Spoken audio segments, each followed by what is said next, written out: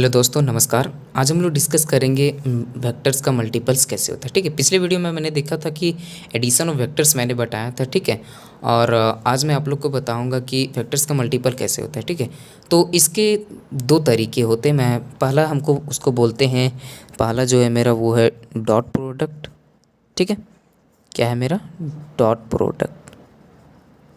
इसको हम scalar product भी बोलते हैं। इस डॉट प्रोडक्ट को हम स्केलर प्रोडक्ट भी बोलते हैं। ठीक है, और दूसरा जो है हमारा वो क्या है, हमारा क्रॉस प्रोडक्ट। ठीक है, ये हमारा हो गया क्रॉस प्रोडक्ट, और इसको हम वेक्टर प्रोडक्ट भी बोलते हैं। ठीक है, इस क्रॉस प्रोडक्ट को हम वेक्टर प्रोडक्ट भी बोलते हैं। ठीक है, अब यहाँ पे डॉट प्रोडक्ट में जो रिजल्ट मिलता है ना, हमें अभी तक हमने क्या देखा था कि multiples of vector by scalar देखा था। इसमें हमने क्या देखा था कि क्या किया था कि एक वेक्टर मुझे दिया है, मान लीजिए ए दिया है, और उसमें हमने किसी नंबर m से मल्टीप्लाई कर दिया। ठीक है, मान लीजिए मेरा ये वेक्टर ये दिया हुआ है। ठीक है, हमने इसमें m से मल्टीप्लाई कर दिया है। तो इसमें हमने क्या देखा था, सिर्फ इसका मैग्नीट्यूड इससे मल्टीप्लाई होता है। वेक्टर का डायरेक्शन में कोई चेंजिंग नहीं होता, वो एज इट इज़ रहता है। ठीक है, तो ये हमने क्या किया, यहाँ पे सिर्फ वेक्टर्स जो हमने मैग्नीट्यूड में चेंजिंग होता है। ठीक है, मल्टीप्लाई होता है इसमें, और वेक्टर के डायरेक्शन में कोई चेंजिंग नहीं होता है यहाँ पे। ठीक है, अब हमें यहाँ पे एक सिचुएशन मिला है कि एक वेक्टर हमारा ये है और एक वेक्टर हमारा बी है, तो उसको कैसे मल्टीप्लाई करना है वो हम देखते हैं। ठीक है, मान लीजिए ये मेरा एक वेक्टर ये है और एक वेक्टर बी है, तो इसको कैसे मल्टीप्लाई करना है इसके बारे में हम लोग आज जानेंगे। ठीक है, दो वेक्टर को कैसे मल्टीप्लाई करते हैं, इसके जो हमारे हैं ना, हमारे पास दो तरीके हैं। पहला मैंने क्या बताया आपको, डॉट प्रोडक्ट बताया। ठीक है, और दूसरा मैंने क्या बताया, क्रॉस प्रोडक्ट। ठीक है, डॉट प्रोडक्ट क्या होता है हमारा, मान लीजिए कि दो वेक्टर हमारा दिया हुआ रहेगा ए और बी। ठीक है, तो जब इन दोनों के बीच हम इसे डॉट बोलते हैं, इसे पॉइंट नहीं बोलेगा, ये हमारा डॉट हो गया। तो ए और बी के बीच में जब हम डॉट लगाएंगे ना, तो वो हमारा कहलाएगा डॉट प्रोडक्ट। ठीक है, और इसको हम स्केलर प्रोडक्ट क्यों बोलते हैं, ठीक है, क्योंकि इसका जो हमें रिजल्ट मिलता है वो हमें स्केलर के रूप में मिलता है। ठीक है, उसका रिजल्ट हमें क्या मिलता है, स्केलर मिलता है। इसको हम इसलिए हम इसको स्केलर प्रोडक्ट भी बोलते हैं। ठीक है, और क्रॉस प्रोडक्ट क्या हो गया हमारा, क्योंकि ए और बी हमारा कोई वेक्टर दिया हुआ रहेगा, तो उसका जो रिजल्ट मिलता है वो हमारा वेक्टर के रूप में मिलता है, इसीलिए हम उसको वेक्टर प्रोडक्ट बोलते हैं। ठीक है, मतलब ए और बीच के जब क्रॉस रहेगा तो वो हमारा क्रॉस प्रोडक्ट हो गया, ए और बीच के बीच जब डॉट रहेगा तो हमारा डॉट प्रोडक्ट हो गया। ठीक है, डॉट प्रोडक्ट हो गया। ठीक है, अब हम लोग यहाँ पे देखेंगे डॉट प्रोडक्ट। ठीक है, डॉट प्रोडक्ट क्या होता है, तो देखते हैं। डॉट प्रोडक्ट यानी दो वेक्टर्स के बीच डॉट रहेगा। ठीक है, इसमें हम लोग देखेंगे पहला angle between two vectors.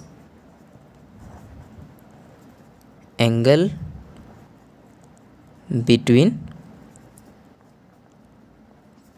Two vectors, कोई दो वेक्टर्स दिया हुआ रहेगा, उसके बीच में हम लोग को बोलेगा एंगल फाइंड करने के लिए। ठीक है, तो इसमें देखते हैं, मान लीजिए कि ये एक मेरा एक लाइन है। ठीक है, ये इसका ये हमारा मैग्नीट्यूड है, मतलब ये एक मेरा ये वेक्टर है, और मान लीजिए एक ये मेरा वेक्टर है। ठीक है, ये मेरा बी हो गया। तो इन दोनों के बीच कुछ एंगल होगा ना यहाँ पे, तो यही मेरा क्या हो गया, एंगल थीटा हो गया। ठीक है, इन दोनों के बीच मेरा एंगल थीटा बना। अब मान लीजिए यहाँ पे एक और लाइन है, ये हमारा ये। ठीक है, और एक और लाइन है मेरा ये बी। ठीक है, तो इन दोनों को इंटरसेक्ट करवाने के लिए क्या देखना पड़ता है हमको, कि डायरेक्शन हमको देखना पड़ता है। ये ऐसे यूँ करके मूव कर रहा है, तो हमने इसको और आगे डायरेक्शन के अनुसार बढ़ा दिया। ठीक है, तो यहाँ पे मेरा एंगल बना, ये भी तो हमारा ए ही वाला है ना, तो ये हमारा ए हो गया, ये हमारा बी हो गया। तो इन दोनों के बीच मेरा क्या बना, एक एंगल बना, है ना। तो कोई भी दो वेक्टर्स हमारा जो है ना, मतलब यहाँ पे थीटा हुआ है ना, तो थीटा हमारा एक इम्पॉर्टेंट बात है, थीटा हमारा लाइज करेगा 0 से पाई बाई बी। 0 से पाई तक, मतलब 0 से 180 के बीच हमारा लाइज करता है। ठीक है, ठीक है, तो इसका रूल क्या है, जब दो वेक्टर्स हमारे बोलेंगे कि दो वेक्टर्स के बीच में एंगल निकालना है, तो इसका रूल हो गया हमारा A dot B, dot product है यहाँ पे, A dot B equal to A का modulus magnitude of A into magnitude of A B cos theta. ठीक है, जहाँ पे हमारा जो थीटा होगा वो हमारा क्या होगा, theta is equal to angle between क्या होगा, ए एंड बी। ठीक है, मतलब दो लाइंस जो हमारा दिया हुआ रहेगा, मेरा ए और बी दिया हुआ था तो वो हमारा हो गया angle between A and B. ठीक है, ठीक है। अब हम लोग देखते हैं दूसरा हमारा जो है वो है हमारा प्रोजेक्शन ऑफ वेक्टर्स। ठीक है, तो दूसरा हमारा क्या है, प्रोजेक्शन ऑफ वेक्टर्स। ठीक है, प्रोजेक्शन ऑफ वेक्टर्स। ठीक है, इसमें मान लीजिए मेरा एक ये लाइन है, ठीक है, और ये एक मेरा वेक्टर है। ठीक है, इस वेक्टर को हम ए और बी से डिनोट कर देते हैं। ठीक है, अब यहाँ से हम क्या किए, परपेंडिकुलरली एक लाइन ड्रॉप किए। ठीक है, परपेंडिकुलरली मैंने एक लाइन ड्रॉप कर दिया। ठीक है, ये मेरा परपेंडिकुलरली लाइन ड्रॉप हो गया, इसका लेंथ एल। ठीक है, ये हम इसको पी बोल दिए, इसको क्यू बोल दिए। ठीक है, अब यहाँ से हम एक पैरेलल लाइन भी खींच दिए, यहाँ से एक पैरेलल लाइन खींच दिए, इसको हम सी बोल दिए। ठीक है, अब यहाँ पे बताइए ए सी और ए बी के बीच कुछ एंगल बनेगा मेरा, है ना, तो यहाँ पे मेरा एंगल मान लीजिए थीटा हो गया। ठीक है, ये हो गया मेरा। अब यहाँ से मैंने हेड से परपेंडिकुलरली एक लाइन ड्रॉप किया और यहाँ से मैंने टेल से एक परपेंडिकुलरली लाइन ड्रॉप किया। ठीक है, तो ये जो पोर्शन मिला ना मेरा, पी से क्यू तक का जो पोर्शन मिला ना, वही हमारा क्या हो गया, प्रोजेक्शन हो गया, वही हमारा प्रोजेक्शन ऑफ वेक्टर ए का हो गया। ठीक है, प्रोजेक्शन ऑफ वेक्टर ए। ठीक है, समझ में आ गया, प्रोजेक्शन ऑफ वेक्टर क्या हुआ, मतलब बी, मतलब जो हमने हेड से परपेंडिकुलरली एक लाइन ड्रॉप किया, फिर मैंने एक टेल से परपेंडिकुलरली एक लाइन ड्रॉप किया, तो ये जो मेरा मिलाप हुआ, मतलब जो प्रोजेक्शन एक छोटा सा पोर्शन मिला हमको, वही हमारा क्या हो गया, प्रोजेक्शन ऑफ वेक्टर ए का। ठीक है, अब यहाँ पे देखिए, यहाँ पे हम ए सी फाइंड करने का रूल बताते हैं, मतलब अननोन क्वांटिटीज को हमको फाइंड करना है। ठीक है, तो ए सी बराबर यहाँ पे देखिए, तो ए सी बराबर पी क्यू होगा, क्योंकि एक हमारा क्या बन गया, ए रेक्टेंगल बन गया ना, तो मतलब ये परपेंडिकुलर है, ये दोनों पैरेलल है, तो ये हमारा एक रेक्टेंगल हो गया। तो यहाँ पे मेरा क्या हो जाएगा, ए सी बराबर देखिए तो पी क्यू हो गया ना मेरा, क्यों, क्योंकि ये जो है मेरा रेक्टेंगल बन गया, है ना। इसमें हमको ए सी फाइंड करना है, तो ए सी फाइंड करने का रूल क्या है, unknown quantity divided by known quantity. ठीक है, तो देखते हैं यहाँ पे ए सी फाइंड करते हैं।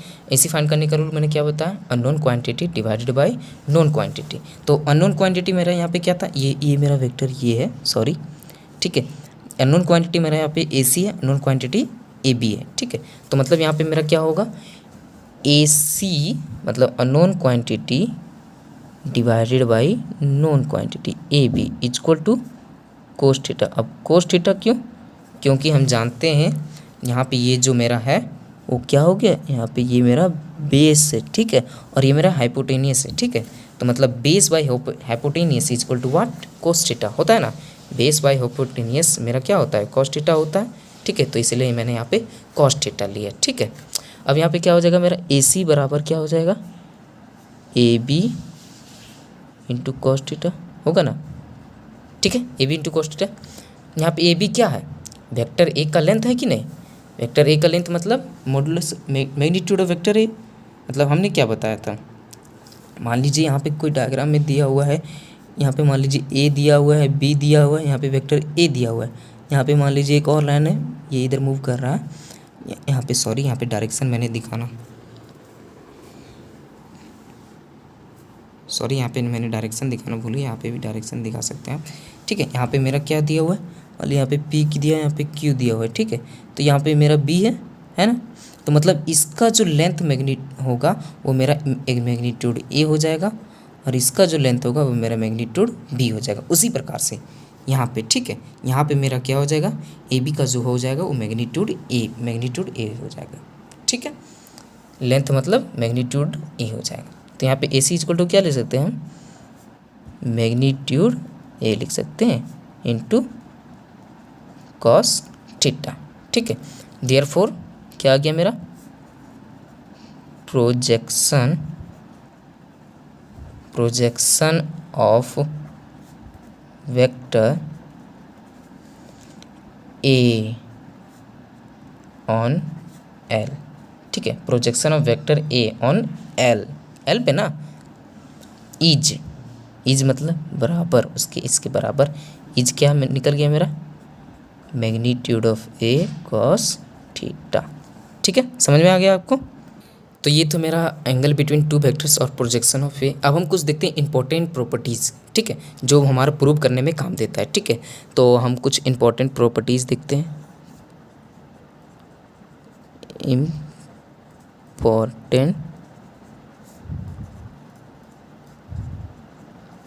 प्रॉपर्टीज़ देखते हैं, है ना। ठीक है, पहला फर्स्ट क्या होगा कि अगर ए डॉट ए बी दिया हुआ है, ए डॉट बी दिया हुआ है, तो इसको हम बी डॉट ए लिख सकते हैं। ठीक है, ये कैसे, इसको हम बोलते हैं कम्यूटेटिव प्रॉपर्टी। ठीक है, ऐसे हम इसको लिख सकते हैं। ठीक है, दूसरा जो है वो मेरा मान लीजिए क्या, हाँ, ये डॉट दिया हुआ है और ये प्लस सी दिया हुआ है, तो इसको हम कैसे लिख सकते हैं, इसको हम ए डॉट सी प्लस क्या लिख सकते हैं, ए डॉट ए लिख सकते हैं कि नहीं, है ना, और ए डॉट ए लिख सकते हैं। ठीक है, तीसरा देखिए क्या हमारा, मान लीजिए यहाँ पे हमारा ए दिया हुआ है और यहाँ पे बी है और यहाँ पे सी है, तो इसको क्या लिख सकते हैं हम, क्या लिख सकते हैं, ए डॉट बी लिख सकते हैं प्लस ए डॉट सी लिख सकते हैं। ठीक है, इसको कौन सा, हाँ, डिस्ट्रीब्यूटिव प्रॉपर्टी से। ठीक है, अब देखिए चौथा। ठीक है, चौथा देखते हैं। मान लीजिए हमारा दिया हुआ है ए डॉट ने ए प्लस बी दिया हुआ है और यहाँ पे डॉट होगा। ठीक है, तो हम इसको कैसे लिख सकते हैं, ए डॉट सी लिख सकते हैं प्लस बी डॉट सी लिख सकते हैं। ठीक है, यही डिस्ट्रीब्यूटिव प्रॉपर्टी से। ठीक है, अब पांचवा प्रॉपर्टी। ठीक है, पांचवा प्रॉपर्टी क्या बोलता है कि if A dot B equal to zero. ठीक है, अगर A dot B equal to मेरा जीरो है, देन मतलब तब क्या होगा, तब क्या होगा, ए जो हमारा होगा परपेंडिकुलर, ये परपेंडिकुलर का साइन होता है बी, मतलब ए और डॉट बी बराबर जीरो अगर मेरा दिया हुआ है तो ए मेरा बी पे परपेंडिकुलर होगा। ठीक है, या किसी एक का मैग्नीट्यूड लेना है, ठीक है, मतलब और ए का बी का मतलब बराबर जीरो आ जाए ना तो मेरा परपेंडिकुलर होगा। ठीक है, या तो किसी एक का मैग्नीट्यूड मेरा जीरो हो जाए, ए का मैग्नीट्यूड बराबर जीरो हो जाए और बी का मैग्नीट्यूड मेरा जीरो हो जाएगा, क्योंकि ये जीरो तो ये भी जीरो, ख़त्म हो जाएगा ना, तो मतलब दोनों में से किसी एक का मैग्नीट्यूड जीरो हो जाए, या तो फिर ए इंटू बी बराबर अगर जीरो हो गया तो मेरा ए परपेंडिकुलर बी होगा। ठीक है, वैसे ये तो हम यूज़ नहीं करते हैं। ठीक है, यही यूज़ करते हैं हम ज़्यादा। ठीक है, अब छठा जो मेरा प्रॉपर्टी है वो है, अगर कोई स्केलर प्रोडक्ट है मल्टीप्लाइड ए डॉट बी, तो इसको हम किस प्रकार से लिख सकते हैं, ऐसे लिख सकते हैं, इसको हम ऐसे भी लिख सकते हैं एम ए, ठीक है, बी, ठीक है, या तो फिर और क्या लिख सकते हैं, ए डॉट एम बी लिख सकते हैं। ठीक है, दोनों में मेरा सेम ही वैल्यू आएगा। ठीक है, ऐसा नहीं कि डिफरेंट टाइप्स ऑफ वैल्यूज आएंगे, ऐसा कोई बात नहीं, दोनों में मेरा सेम ही वैल्यू आएगा, जैसे एम एन। ठीक है, तो ए डॉट बी करेंगे इसका, तो इसका भी मेरा वही होगा। ठीक है, क्या होगा, N A N B, N A M B या तो फिर क्या कर सकते हैं कि MA NB, दोनों का आंसर मेरा सेम ही आएगा। ठीक है, इसको हम ऐसे लिखें या तो फिर ऐसे लिखे, मेरा आंसर सेम ही आएगा। ठीक है, 5वां 7वां देखते हैं। ठीक है, ए का अगर मैग्नीट्यूड दिया हुआ है तो इसको हम इस तरह भी से भी लिख सकते हैं। ठीक है, A इंटू ए ऐसे। ठीक है, सॉरी यहाँ पे स्क्वायर होगा, मगर ए का मैग्नीट्यूड का स्क्वायर दिया हुआ है तो हम इसको इस तरह भी से भी लिख सकते हैं। ठीक है, क्योंकि हमने देखा था कि ए का मैग्नीट्यूड ठीक है इंटू कॉस थीटा। ठीक है, तो यहाँ पे जो एंगल होता था हमारा कॉस थीटा इक्वल टू 0 होता था, मतलब कॉस थीटा का वैल्यू मेरा 0 होता था। तो कॉस थीटा का वैल्यू मेरा क्या होता है, मतलब कॉस 0 डिग्री का वैल्यू मेरा क्या होता है, कॉस 0 डिग्री का वैल्यू मेरा 1 होता है। ठीक है, तो मेरा क्या आ गया यहाँ पे आगे, ये ए का मैग्नीट्यूड इंटू ए का मैग्नीट्यूड, मतलब इस प्रकार से है ना, का होल स्क्वायर है ना, आ गया। मतलब हम इसको इस तरह से लिख सकते हैं या फिर इसको इस तरह से भी लिख सकते हैं। मान लीजिए कि ऐसे दिया हुआ रहेगा, ठीक है ऐसे, तो इसको भी हम इस तरह से लिख सकते हैं। ठीक है, ध्यान में रखिएगा, ये सब इम्पोर्टेंट बातें हैं। मेरे कहने का मतलब ये है कि ए डॉट बी, मतलब यहाँ नहीं, यहाँ पे ए डॉट ए होगा, ए डॉट ए दोनों सेम ही है ना। ए डॉट ए दिया हुआ रहे तो इसको हम इस तरह से लिख सकते हैं और इसको इस तरह से लिख सकते हैं। ठीक है, मतलब तीनों को भी एक ही टाइप में लिख सकते हैं, मतलब तीनों हमारा सेम ही है। ठीक है, बट यहाँ पे हमारा मैग्नीट्यूड फाइंड होगा। ठीक है, 7वां जो है हमारा 8वां वो है मैग्नीट्यूड फाइंड करने का विधि। मान लीजिए कि हमारा कोई वेक्टर दिया हुआ रहेगा, ए बराबर क्या रहेगा, मान लीजिए x1i y1 के आई नहीं सॉरी y1j z1 के। ठीक है, और b बराबर मेरा दिया हुआ रहेगा x2i y2j प्लस z2 के। ठीक है, अब बोलेगा कि मेरा a का मैग्नीट्यूड निकालो और b का मैग्नीट्यूड निकालो। ठीक है, तो इसको कैसे फाइंड आउट करते हैं, क्या करते हैं, जो मेरा i j और k का जो कोफिशिएंट होता है ना, तो यहाँ पे कोफिशिएंट क्या है, मेरा वेरिएबल्स है x1 y1 z1, तीनों का स्क्वायर एडिशन करते हैं। ठीक है, तीनों का स्क्वायर करके ऐड कर देते हैं। ठीक है, z1 का स्क्वायर यूँ करके। ठीक है, बस वही, दोनों तो सेम ही है ना, बस मैंने x1 x2 लिया है, एक्स स्क्वायर यहाँ पे भी कोफिशिएंट्स का स्क्वायर y2 का स्क्वायर प्लस z2 का स्क्वायर। ठीक है, समझ में आ गया। मतलब मैग्नीट्यूड निकालने के लिए मेरा ये रूल है। ठीक है, मतलब दो ए और बी वेक्टर हमारा दिया हुआ रहेगा, उसमें बोलेगा कि मैग्नीट्यूड निकालिए तो कोफिशिएंट्स का स्क्वायर का होल रूट कर देंगे। ठीक है, अब मैं बताता हूँ एंगल बिटवीन टू वेक्टर्स, ये काफ़ी इंपॉर्टेंट है। ठीक है, और ये एग्ज़ाम में भी 100% श्योर हूँ मैं कि एग्ज़ाम में आता ही आता है। ठीक है, angle between two vectors, angle between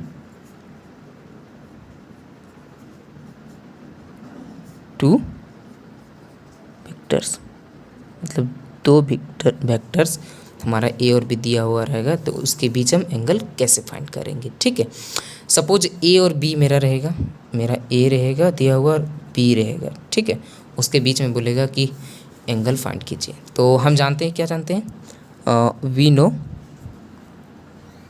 क्या जानते हैं, वहाँ पे मैंने बताया था ना, एंगल बिटवीन टू वेक्टर्स में A dot B equal to मैंने क्या, ए का मैग्नीट्यूड बी का मैग्नीट्यूड इंटू कॉस थीटा। तो एंगल निकालना मतलब हमको थीटा निकालना है। ठीक है, तो मेरा यहाँ पे क्या हो जाएगा, cos theta equal to A dot B divided by A का मैग्नीट्यूड और बी का मैग्नीट्यूड। ठीक है, यही हमारा है इसका रूल एंगल फाइंड करने का। ठीक है, यही हमारा इसका रूल है एंगल फाइंड करने का। ठीक है, अब इन केस हम देखते हैं केस, जैसे ये कोई केस वगैरह नहीं है। देखिए, जैसे मान लीजिए हमारा इसका वैल्यू मेरा आए कॉस थीटा बराबर मान लीजिए मेरा 1 आ गया, ठीक है। तो कॉस थीटा बराबर मेरा 1 आ गया, तो हम जानते हैं कि ये कॉस कितने का वैल्यू होता है 1, कॉस 0 का वैल्यू मेरा 1 होता है, ठीक है। तो यहाँ पे मेरा थीटा इक्वल टू मेरा 0 आ गया, है ना। अब मान लीजिए कि मेरा आ जाए कॉस थीटा बराबर मेरा 3/4 आ गया, तो ये हम जानते हैं क्या कॉस कितने का वैल्यू होता है? नहीं ना जानते हैं कि ये कितने का कॉस का वैल्यू होता है। तो इस केस में क्या करेंगे, थीटा को इस साइड रहने देंगे और कॉस को इन्वर्स करके उस साइड इस प्रकार से लिख देंगे, मतलब थीटा इक्वल टू मेरा कॉस इन्वर्स 3/4 हो जाएगा इस केस में, ठीक है। अब 3/4 नहीं, कुछ भी हो सकता है, ठीक है।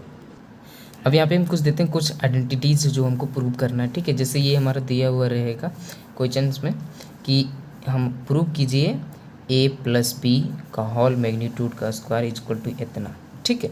तो प्रूव करना है, ये इम्पोर्टेंट है। जैसे हम LHS लेते हैं इसका, ठीक है। LHS क्या है हमारा यहाँ पे देखते हैं, LHS क्या है हमारा यहाँ पे देखते हैं, a+b का होल मैग्नीट्यूड, ठीक है। अब इसका स्क्वायर करना है, ठीक है। तो इसको हम इस तरह से लिख सकते हैं, जैसे हम यहाँ पे लिखते थे ना, जैसे a का होल मैग्नीट्यूड, तो हम इसको इस तरह से लिख सकते थे कि नहीं, है ना। तो इसको भी इसी तरह से लिख सकते हैं क्या, a+b का होल स्क्वायर लिख सकते हैं ना। अब इसको हम a+b के होल स्क्वायर में डिस्ट्रीब्यूट करेंगे, ठीक है, मतलब तोड़ेंगे। जैसे हम इसको ऐसे लिख सकते हैं, a+b इन a+b ऐसे लिख सकते हैं कि नहीं। वही डिस्ट्रीब्यूट करेंगे, डिस्ट्रीब्यूटिव प्रॉपर्टी मैंने आपको बताया था ना, यहाँ पे पिछले में बताया था। बस अंदर इसको मल्टीप्लाई कीजिए, ठीक है। तो ये क्या होगा मेरा a आएगा मेरा, ठीक है। इसको इससे किए, फिर इसको इससे करेंगे, प्लस a डॉट b, ठीक है। अब इसको इससे करेंगे, फिर इसको इससे करेंगे, b डॉट a, ठीक है, फिर b डॉट b, ठीक है। अब यहाँ पे सॉरी डॉट है, इसको हम इस तरह से लिख सकते हैं क्या, मैंने बता चुका था उस पिछले बार मैंने बता चुका था, इससे थोड़ा पहले मैंने ही बताया। इसको इस तरह से लिख सकते हैं, ठीक है। फिर ये मेरा ये डॉट बी है। अब बी डॉट ए को हम ये भी प्रॉपर्टी मैंने बताया था, ऐसे लिख सकते हैं, ठीक है। ये मेरा स्क्वायर हो गया, ठीक है। अब ये हो गया। अब देखिए यहाँ पे ये 30 + 30 equal to 2a dot b हो गया, ठीक है, plus magnitude of square. Prove हो गया, आ गया मेरा, ठीक है। अब हमारा क्वेश्चन दिया हुआ है ये, ठीक है। वहाँ पे सिर्फ प्लस था मेरा और यहाँ पे माइनस है, तो हमें आशा है कि आप इजीली समझ जाओगे। अगर आप समझते हो तो आप कमेंट में थम्स अप का साइन देके आप हमको बताओगे कि आप समझ गए, ठीक है। तो इसको हम सॉल्व करते हैं, अगर आप चाहते हैं तो इसको मैं सॉल्व कर देता हूँ, ठीक है। LHS लेते तो LHS क्या होगा मेरे यहाँ पे a - b का होल स्क्वायर, ठीक है। होल स्क्वायर पे तोड़ते हैं इसको, या तो फिर ऐसे कर सकते हैं, a - b dot vector a minus vector b, ठीक है। अब इसको क्या करेंगे, वही डिस्ट्रीब्यूटर रूल लगाएंगे, प्रॉपर्टी जो मैंने यहाँ पे लगाया वही वाला यहाँ पे लगा दूंगा, ठीक है। आप इसको अपने से बना सकते हैं, मैं समझ चुका हूँ आप लोग बना लेंगे, फिर भी मैं बना देता हूँ। इसको इससे करेंगे तो a डॉट a हो जाएगा हमारा, फिर इसको इससे करेंगे तो देखिए यहाँ पे प्लस है, यहाँ पे माइनस है, देन माइनस विल बी, क्योंकि plus minus equal to minus होता है, ठीक है।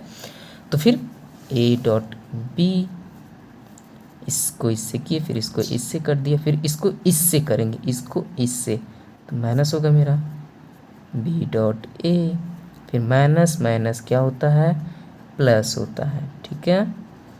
हम जानते हैं, आप लोग 12th में तो जानते ही होंगे ये सब बात, ठीक है। माइनस माइनस यहाँ पे प्लस हो गया। अब यहाँ पे देखिए वही वाला रूल, ये मेरा स्क्वायर हो गया, माइनस a डॉट b, फिर से वही वाला रूल, ये इसको यूं कर दूंगा मैं, ठीक है, प्लस वही रूल, ठीक है। क्या हो गया मेरा यहाँ पे, यूं, फिर ये 2ab a dot B plus B का मैग्नीट्यूड का होल स्क्वायर। ये मेरा हो गया प्रूफ, हो गया ना प्रूफ, ठीक है। अब यहाँ पे देखिए एक चीज़, सॉरी ये मैं आपको अभी बता रहा हूँ, जैसे हमने ये मेरा ब्रैकेट है, इसको ऐसे लिख, ठीक है। आप लोग को डाउट होता होगा ये कैसे लिख दिया भाई, इसको हम देखिए ऐसे लिख सकते हैं क्या, ए डॉट ए ऐसे लिख सकते हैं ना, ठीक है। तो ए डॉट ए बराबर मैंने क्या बताया था, ए ऐसे लिख सकते हैं क्या, कॉस थीटा लिख सकते हैं। अब यहाँ पे जो हमारा एंगल होता है वो तो हमारा 0 डिग्री हो गया, इसका जो मल्टीपल होता है वो तो एंगल हमारा 0 डिग्री हो जाता है ना। तो मतलब थीटा बराबर मेरा जब 0 हो जाता है तो मतलब ए मैग्नीट्यूड ऑफ ए, तो cos 0 degree, you know cos 0 equal to cos 0 degree is equal to what, 1, and I know you know it, ठीक है, इंटू 1 हो जाएगा, ठीक है। तो ये मेरा क्या हो गया, यूं करके हो गया, आ गया मेरा, मतलब इसको हम ऐसे लिख सकते हैं, ठीक है। क्यों, यहाँ पे मेरा ए डॉट ए लिख सकते हैं इसको, ठीक है। तो फिर ये ए का मैग्नीट्यूड, फिर ए का मैग्नीट्यूड, फिर कॉस थीटा, ठीक है। और थीटा का वैल्यू मेरा पे यहाँ पे 0, इसलिए कॉस थीटा मतलब कॉस 0 डिग्री इक्वल टू मेरा 1 होता है। तो इसको हम इस प्रकार से लिख सकते हैं, मतलब ए का मैग्नीट्यूड का होल स्क्वायर, ठीक है। आइए अब हम कुछ इंपॉर्टेंट क्वेश्चन सॉल्व करते हैं, मतलब एंगल निकालने के बेसिस पे। यहाँ देखिए क्वेश्चन क्या बोल रहा है, find the angle between 2 vectors, ठीक है। 2 वेक्टर्स हमारा दिया हुआ है, यहाँ पे मैंने वेक्टर्स नहीं लिखा, लिख दूंगा। And hence also find A dot B, ठीक है। ए डॉट बी के मेरे साथ साथ एंगल निकालना है, किसका, 2 वेक्टर्स का, ठीक है। यहाँ पे मेरा 2 वेक्टर दिया हुआ है, ए इक्वल टू मेरा दिया हुआ है 2i मान लीजिए प्लस 3j, ये मैं अपने से एग्जाम्पल दे सकता हूँ, प्लस 5k, ठीक है। ये आपको क्वेश्चन दिया हुआ है, मैंने ये जो एग्जाम ए बी का वैल्यू मैं अपने से लिख दे रहा हूँ, कोई दिक्कत नहीं है इसमें, मैं सॉल्यूशन लाने से मतलब 5i, ठीक है। और ले लेते हैं j प्लस 2k, ठीक है। ये मेरा क्वेश्चन है, ठीक है। मतलब ए बी का वैल्यू दिया है, इसमें हमको दोनों का एंगल निकालना है, ए और बीच का एंगल, ठीक है। और ए डॉट बी निकालना है। तो फर्स्ट ऑफ ऑल हम ए डॉट बी निकालते हैं, ठीक है। ये ए डॉट बी निकालते हैं, ठीक है। ए डॉट बी, तो ए डॉट बी, ठीक है। तो ये मेरा क्या है, यहाँ पे 2i है प्लस 3j प्लस 5k, ठीक है, डॉट क्या है 5i plus j plus 2k, ठीक है। मल्टीप्लाई करेंगे, लेकिन इसमें एक बात ध्यान रखिएगा, आई वाले को हम आई के साथ मल्टीप्लाई करेंगे, जे वाले को जे के साथ, और के वाले को के के साथ, ओनली फॉर, क्यों ऐसा क्यों करते हैं आपको बताता हूँ मैं। पहले ये जान लीजिए, आई वाले को हम आई के साथ करेंगे, ठीक है, जे वाले को जे के साथ करूँगा मैं, ठीक है, और जो मेरा के का है उसको मैं के साथ करूँगा, ठीक है। ऐसा क्यों, क्योंकि आप एक प्रॉपर्टी लिख लीजिएगा, ठीक है, मैं यहाँ पे लिख देता हूँ। देखिए ये मैंने कुछ इंपॉर्टेंट बात लिख दी है, मतलब आई को आई के साथ जब मल्टीप्लाई करते हैं तो उसका मल्टीप्लिकेशन 1 मिलता है, जे को जे के साथ तो मतलब सेम करते हैं ना, मतलब आई को आई के साथ तो मेरा 1 मिलता है, और जब डिफरेंट आ जाता है, मतलब जैसे आई इंटू जे, मतलब I dot J equal to 0, तो हम जब आई को जे के साथ करेंगे तो मेरा 0 मिलेगा, तो उसके साथ हम क्यों करेंगे, इसीलिए यहाँ पे हम सिर्फ आई को आई के साथ, जे को जे के साथ, और के को के साथ करते हैं, ठीक है। तो आइए हम भी वही करते हैं, क्या करते हैं, और जो मैं यहाँ पे सिर्फ कोफिशिएंट हमारा मल्टीप्लाई होता है, आई और आई इक्वल टू तो मेरा 1 हो जाता है, तो 1 मेरा मल्टीप्लाई हो या ना हो कोई फ़र्क पड़ने वाला है नहीं, ठीक है। देखिए तो मेरा क्या हो जाएगा, 2 इंटू 5 प्लस क्या हो जाएगा, आई और आई बोला कि अब 3 इंटू 1 हो जाएगा प्लस 5 इंटू 2, ठीक है। तो ये मेरा क्या हो गया 10 + 3 + 10 इक्वल टू क्या आ गया मेरा 23। मतलब A डॉट B बराबर मेरा क्या आ गया 23 आ गया। ठीक है, अब हम लोग जानते हैं ना we know that what we know angle निकालना है। तो एंगल में क्या होता था, मैंने बताया था cos theta equal to A dot B divided by, यहीं पे तो मैंने बताया एंगल बिटवीन टू वेक्टर्स के लिए cos theta equal to A dot B divided by A का मैग्नीट्यूड डिवाइडेड बाई B का मैग्नीट्यूड। ठीक है, तो A का मैग्नीट्यूड और B का मैग्नीट्यूड, अब ए बी का मैग्नीट्यूड भी हमको निकालना है। ठीक है, इसको इक्वेशन 1 मान लेते हैं, वैसे कोई ज़रूरी नहीं है, फिर भी मैंने अपने लिए मान लिया है। ठीक है, अब यहाँ पे बोल रहा है कि ए का मैग्नीट्यूड और बी का मैग्नीट्यूड, तो ए बी का मेरा तो मैग्नीट्यूड निकालना पड़ेगा, तो निकालते हैं। ठीक है, और मैं बता चुका हूँ कि ए का मैग्नीट्यूड मतलब मैग्नीट्यूड कैसे निकालते हैं, कोफिशिएंट्स का स्क्वायर करके होल रूट कर देते हैं। ठीक है, तो यहाँ पे देखिए मेरा ए क्या है 2 है, तो 2 का स्क्वायर करेंगे। ठीक है, फिर मेरा क्या है मतलब 3 का स्क्वायर करेंगे, फिर मेरा 5 का स्क्वायर होगा। ठीक है, अब यहाँ पे देखिए क्या होगा, यहाँ पे अंडर रूट 2 का स्क्वायर कोई भी जानता है 4 होता है, 3 का 9 एंड 5 का 25। ठीक है, अब कितना हो जाएगा ये 38 हो जाएगा, अंडर रूट 38। फिर से किसका मैग्नीट्यूड निकालेंगे, अब बी का मैग्नीट्यूड निकालेंगे। ठीक है, बी का मैग्नीट्यूड निकालते हैं, 5 का स्क्वायर करेंगे हम लोग, कोफिशिएंट का स्क्वायर प्लस 1 का स्क्वायर करेंगे प्लस 2 का स्क्वायर करेंगे। ठीक है,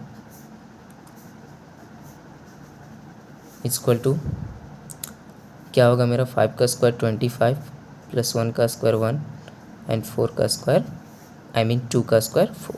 ठीक है, ये मेरा कितना आ जाएगा 30 आ जाएगा, है ना। Therefore cos theta equal to मेरा क्या आ गया, cos थीटा इक्वल टू मेरा क्या था एंगल निकालने के लिए A डॉट B, तो A डॉट B मेरा कितना आ चुका है 23। ठीक है, उसके बाद A का मैग्नीट्यूड और B का मैग्नीट्यूड, तो A का मैग्नीट्यूड मेरा कितना आ चुका है 38 इंटू B का मैग्नीट्यूड, B का मैग्नीट्यूड कितना मेरा 30 है। ठीक है, that mean theta equal to क्या आ गया मेरा, जैसे मैंने क्या बताया था, ये आपको पता है cos थीटा का कितना वैल्यू होता है, नहीं ना, तो ये इन्वर्स करके हम लोग लिख देते हैं 23। आप चाहें तो इसको मल्टीप्लाई भी कर सकते हैं या इससे भी छोड़ सकते हैं, कोई हर्ज नहीं है, आपका एक भी नंबर नहीं करने वाला है। ये मेरा निकल गया एंगल। ठीक है, और आगे हम लोग इंपॉर्टेंट क्वेश्चन देखते हैं।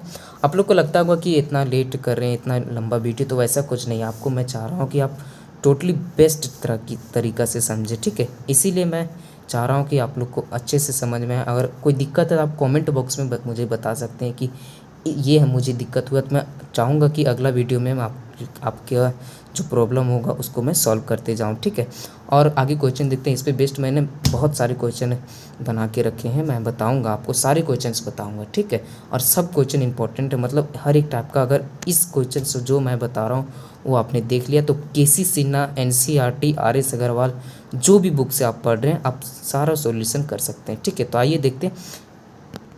ओके भाइयों में बहनों, आज के लिए इतना काफ़ी करते हैं। अगला वीडियो में आपको बताऊंगा मतलब 2 वेक्टर्स के बीच में जब एंगल निकालते हैं तो उसके बीच में बोल देता है कि 2 वेक्टर अगर परपेंडिकुलर है पैरेलल तो क्या कंडीशन अप्लाई करेंगे, तो P एंड फी का वैल्यू भी निकालने बोलता है इस केस में। तो हम अगला वीडियो में आपको हर एक टाइप्स का क्वेश्चन आपको सॉल्व कर दूंगा, मतलब कोई भी प्रॉब्लम ये नहीं होगा, मतलब एंगल फाइंड आउट करने के लिए। ठीक है, तो मैं आपको अगला वीडियो में और बेहतर तरीके से बताने का कोशिश करूँगा। तो ठीक है, आपको अगर वीडियो अच्छा लगे तो लाइक करें, शेयर करें और सब्सक्राइब